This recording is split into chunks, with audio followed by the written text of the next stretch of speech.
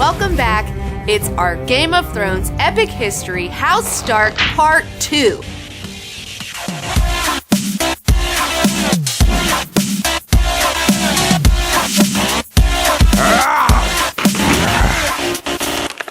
So what's gonna happen on today's episode? Today, we're going to talk about the interesting prehistory of Game of Thrones, of House Stark. We're going to talk about the woman who started the War of the Usurper, Ned's little sister Lyanna. Then we're going to talk about Ned Stark and all his baggage. And then we're going to talk about potential spoilers, the theoretical parentage of Jon Snow. Take me to your crypt. I want to pay my respects. Did you have to bury her in a place like this? She should be on a hill somewhere with the sun and the clouds above her. She was my sister. This is where she belongs. She belonged with me.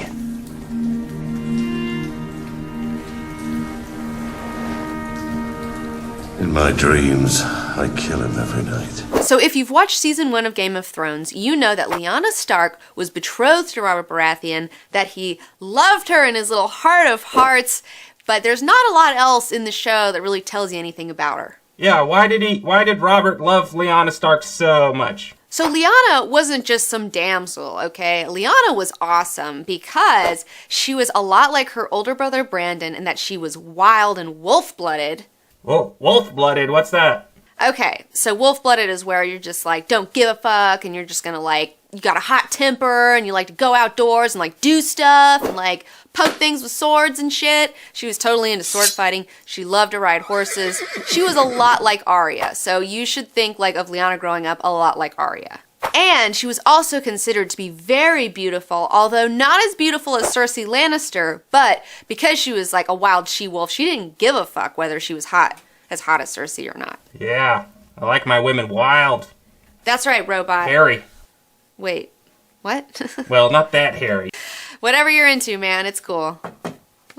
So her dad set her up with Robert Baratheon. She was betrothed to Robert, and Robert was like really pumped about this whole deal, even though she wasn't as excited about it. He loved her right off the bat. I think part of the reason he was so stoked is because he really wanted to be Ned's brother, and the other reason was that he thought she was like super beautiful and all this stuff, and he idealized her. Robert was kind of like Jay Gatsby from The Great Gatsby, where he met this woman only like 1 or 2 times and like just fell head over heels in love with the idea of this woman. He like idolized her in his mind. He loved her for years, changed his whole life like around this idea without ever really knowing her. He had a grand vision for his life since he was a boy.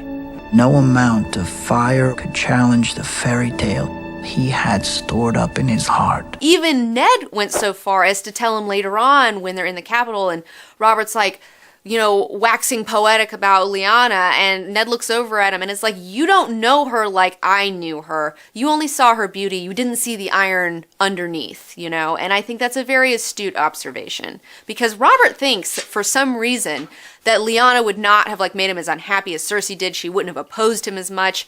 And to be honest, like Lyanna might have opposed him more than Cersei and made his life more miserable because that bitch was not going to take some shit from that guy. And truth be told, Lyanna really wasn't excited about this whole betrothal with Robert.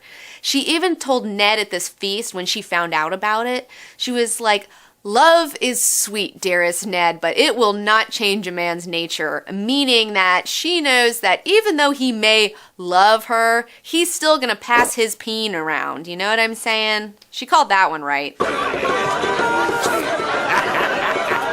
Oh, Robert Baratheon was a ladies' man, just like me, right? Just like you, robot. You're so handsome. You're such a cutie. Pulling tail left and right. Out of the gutters. Off of the roofs. Out of the trees. Well, yeah. Speaking of seductive robots, let's talk about the night that Lyanna may have been potentially seduced by Rhaegar Targaryen for the first time. The event which potentially started the entire War of the Usurper. The tournament at Harrenhal. Okay, so this is the scoop. Sometime after her engagement to Robert, Lyanna goes to the tournament at Harrenhal with her brothers. Robert isn't there for whatever reason. So during one of the feasts at the tournament, Lyanna's sitting there. She's there with her brothers. Rhaegar Targaryen gets up. He sings the most saddest and most beautiful song because if you didn't know, Rhaegar Targaryen was also a musician, had a beautiful voice, and it brings Lyanna to tears. His song is so beautiful. Baby, you looking so good. You looking like you might want some baby food. Keep it going. And her brother Benjen starts laughing at her and like talking shit to her about it, and then she gets a goblet of wine and just like dumps it over his head and tells him to like shut up. So anyways, another reason why the tourney at Harrenhal was so important was that Rhaegar Targaryen ends up winning the whole tournament, okay? And this is the tradition. The winner of the tournament gets to crown a woman the Queen of Love and Beauty, which is like a big deal, okay? So this is kind of like a high-class affair. Keep in mind, at this point, Rhaegar Targaryen is already married to Aelia of Dorne, and she is there at the tournament. So he wins. Everyone's expecting him to give her the crown.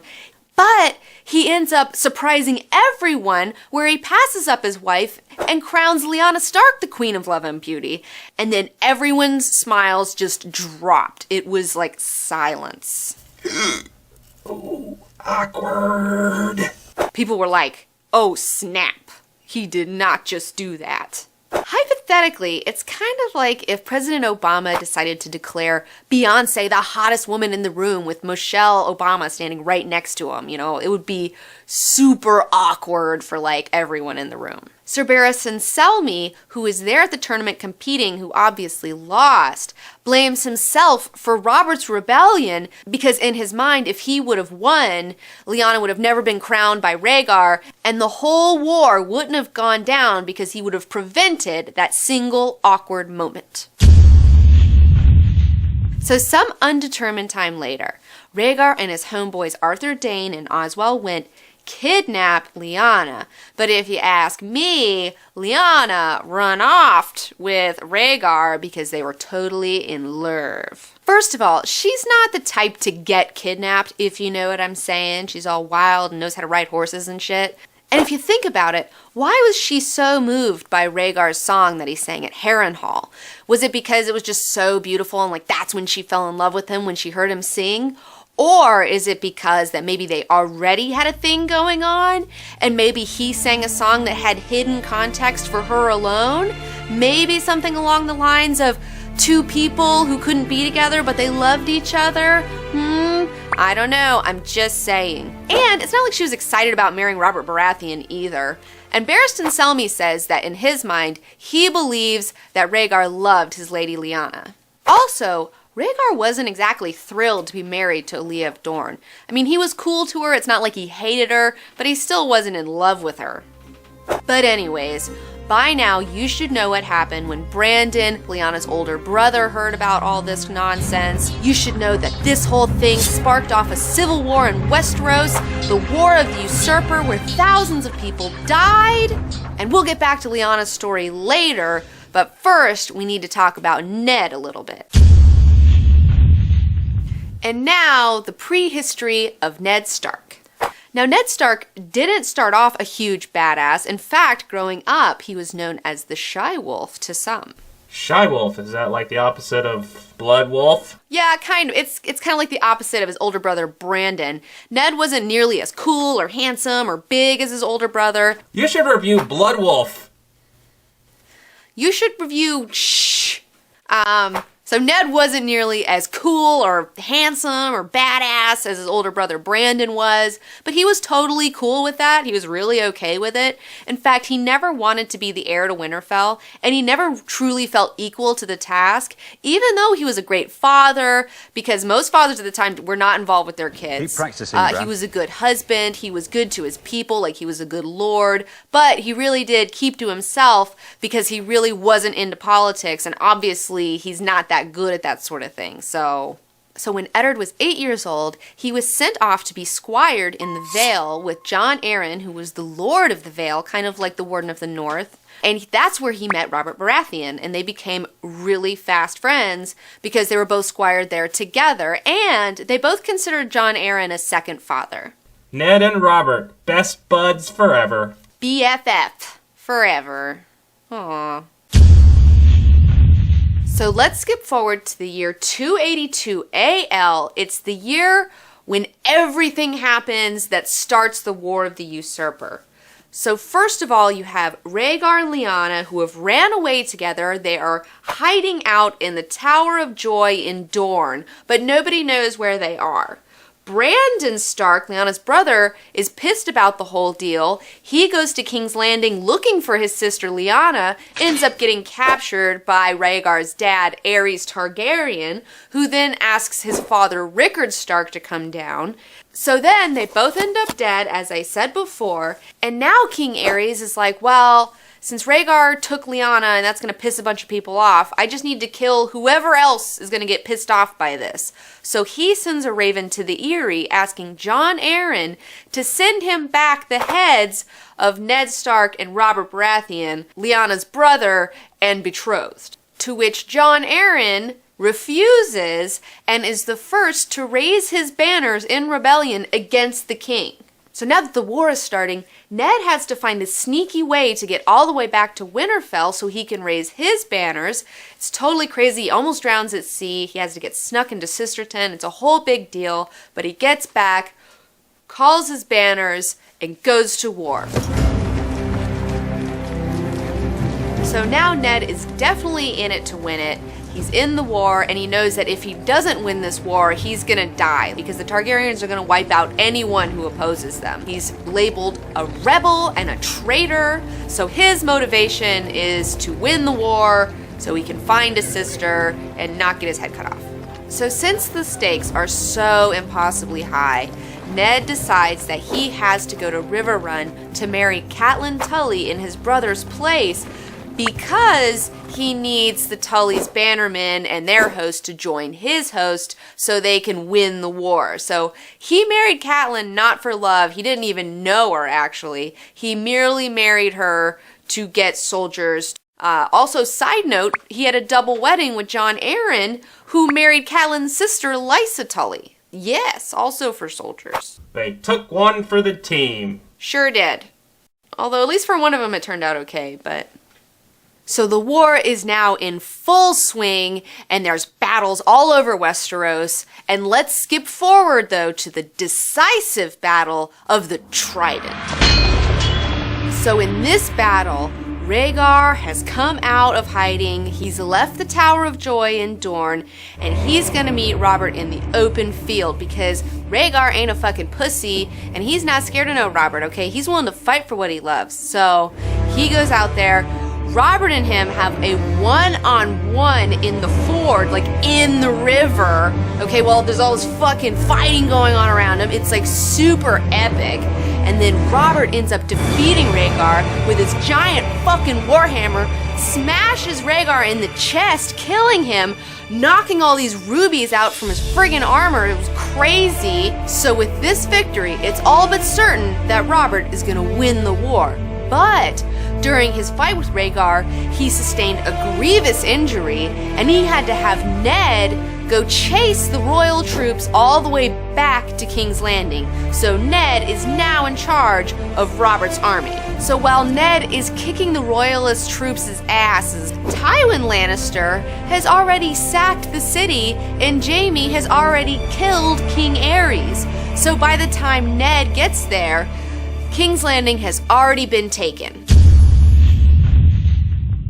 So now Ned, being the prickly stickler that he is, he's already bummed on the Lannisters for staying out of the fight until the very end, when they know that Robert's victory is all but assured. Because Ned is not a self-preservationist. He is all honor-bound, and he's like a ride-or-die kind of motherfucker, if you know what I'm saying. And then Ned was double bummed when he goes into King's Landing, he goes into the throne room, and he sees Jaime Lannister sitting on the Iron Throne with a dead King Aerys on the steps. And he was like, what the fuck, bro? You are a White Cloak. You have killed the king. That is not okay. Even though Jaime was like holding it for him, but whatever, just saying. And then after that, Ned was triple bummed when he finds out that Tywin sent the Mountain to go kill Aaliyah of Dorne and her two like little kids to kill off the Targaryens, because he thinks that dishonors Robert's cause. Like he thinks that like that besmirches Robert's honor. He's not for killing babies, okay? So for Ned, that's like a 3 strikes you're out type scenario where he's just like, dude, fuck the Lannisters. Like, these guys are totally awful people. So when Robert finally shows up to King's Landing and Ned tells him about all this fucking crazy shit that's been going on, he gets quadruple bummed to find that Robert does not share his moral outrage at infanticide and all sorts of gnarly goings on. And he even argued with Robert about making Jaime like take the black and like strip him of his white cloak, since he forsook his oath to protect the king. He's like, no way, Jaime does not need to be a white cloak anymore. And Jon Arryn said, you know, give him a pass because the Lannisters totally just like secured your throne. So Robert listened to Jon Arryn, went with that whole deal, and so Ned was like, you know what, then fuck you, I'm out. Like, he was so upset by all of this that this like really messed up his relationship with Robert. Like, he was like, oh, so you're willing to do all this fucked up shit? Like, fuck you. Like, I'm not about that. So he totally left King's Landing and was just like, you know what? I'm just gonna go fucking deal with some shit in the South and fuck you. I don't want to talk to you right now.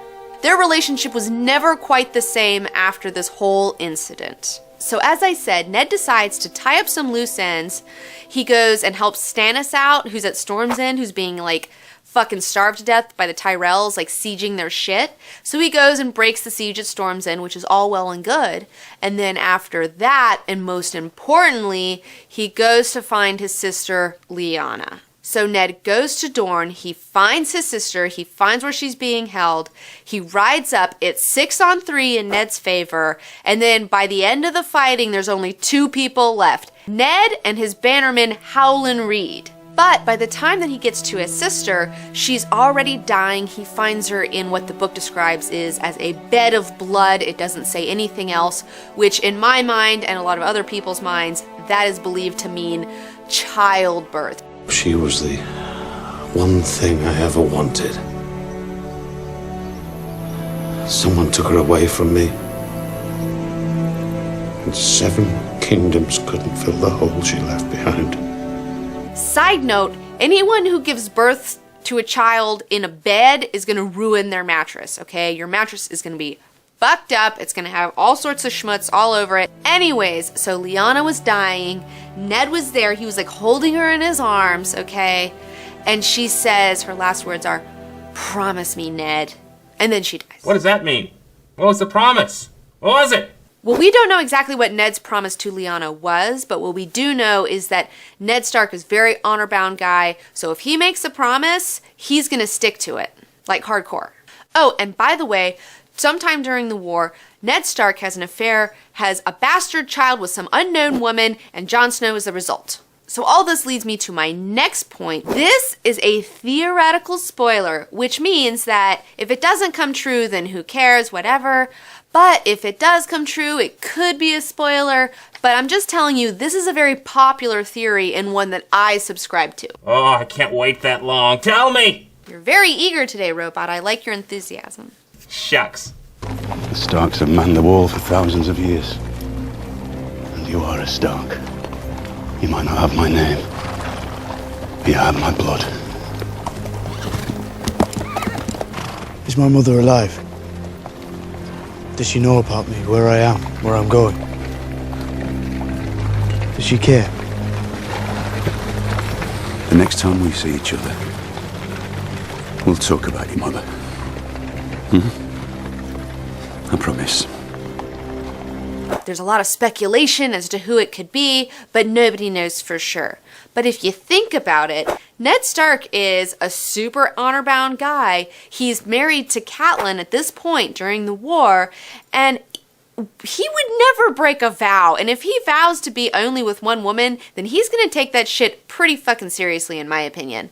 And so I don't think that Jon Snow is his bastard son. What I think is that when he gets to the Tower of Joy and he's holding Lyanna, he sees that she's dying. She says, promise me to take care of my son and keep his identity a secret so that he is not murdered by Robert and his regime, because she knows that her child is in danger. And because this child is of his blood, the last remaining piece of his family, he's like, of course I'm going to take care of your son. So he takes all the blame, brings Lyanna and Rhaegar's son home with him, says to everyone, oh, this is my bastard son. Weird, I did this. He takes all the shit from Catelyn. He's like, I'll take it, whatever. For years, he does the dishonor. So yeah, in theory, Jon Snow is the son of Rhaegar Targaryen and Lyanna Stark and could very well be the Song of Ice and Fire. Boom! What? What? What are you talking about, the Song of Ice and Fire? Well, the whole book series is called The Song of Ice and Fire, and you're like, well, why the fuck is it Ice and Fire? What the fuck does that have to do with anything? But if you think about it, Targaryens are dragons, fire made flesh. The Starks are from the fucking north. They're the ice fucking deal. Plus, Jon's on the fucking wall now. I mean, he's like totally like could be the Song of Ice and Fire. He could be the prince that was fucking promised. I don't know. So you're saying the whole Game of Thrones is about Jon Snow? Well, I don't know if he's the central... I don't think there's ever a central character, but he could be the third head of the dragon. If Daenerys Targaryen is one of the heads, Jon Snow could be the second head. Who knows who the third one could be? There's a lot of different ones that people think it could be. But I don't want to spoil anything. So like I said, this is very theoretical, but I do feel like the pieces fit, and more importantly, I like it. Or Jon Snow dies in the next book. You never know with George R.R. Martin, but I'm just saying. This has been I'm Just Saying with Comic Book Girl 19. I'm just saying. So the war has been won. Ned travels back to the north, where he stays there for a number of years, having a great time. He fathers more children with Catelyn. He meets Robb for the first time when he gets home, and then they get busy, and then they make Sansa, and Arya, and Bran, and Rickon. Oh, you forgot Terry Stark, too. And Terry Stark. And he also squashes a Greyjoy rebellion and ends up taking on Theon as a hostage/ward. So there's that. But Ned's cool about it, and he doesn't treat him like an asshole. Like, he raises him. He's a good guy. I mean, you know. So things for Ned are really good for a long time, a number of years. He's just kicking it, having a great time, until Jon Arryn is murdered, and Robert Baratheon comes up from King's Landing to ask him to be the Hand, and thus begins Season 1 of Game of Thrones. Lord Eddard Stark, I would name you the Hand of the King. Forthcoming in our Game of Thrones video series, we're going to be doing our Season 3 roundup, where we talk about all the different changes from the books to the show, all the things that I like, so be on the lookout.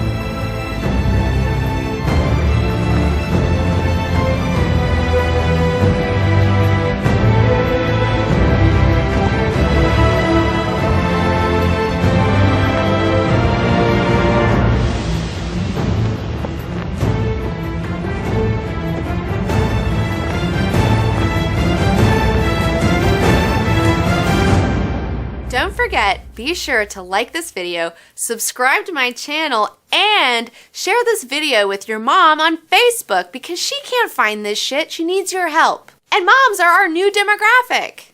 We're totally hot right now. Moms. Mom. Moms! It's like I had something else in my mind. I knew where to pick up, and I can't think of it right now because my brain balls are all dried up. Let's just talk about Blood Wolf. Okay. All right, back to the story.